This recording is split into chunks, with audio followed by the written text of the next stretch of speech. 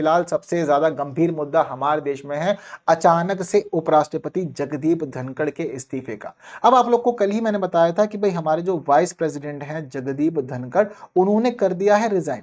अब दरअसल रिजाइन करते समय उन्होंने जो रीजन दिए थे वो दिए थे हेल्थ, लेकिन अब दरअसल देश में ये बात चल रही है कि भाई ये जो रीजन है ये रीजन सफिशिएंट नहीं है, इन्होंने स्वास्थ्य कारणों से इस्तीफा नहीं दिया है। माना जा रहा है कि भाई सरकार के साथ में उनके डिस्प्यूट चल रहे थे, उनके विवाद चल रहे थे और विवादों की वजह से पूरा मामला गंभीर हो चुका है। और सबसे बड़ा विवाद माना जा रहा है जस्टिस यशवंत वर्मा का।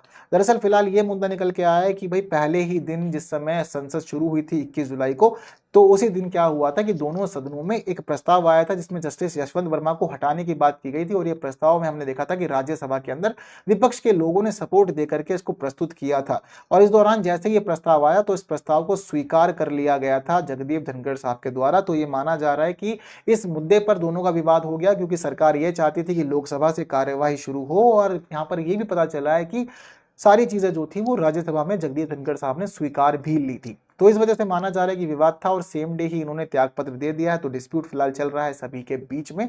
हालांकि माना यह भी जा रहा है कि केवल और केवल यशवंत वर्मा का ही अकेला मुद्दा ऐसा नहीं था जिसकी वजह से ये इस्तीफे की कहानी शुरू हुई है।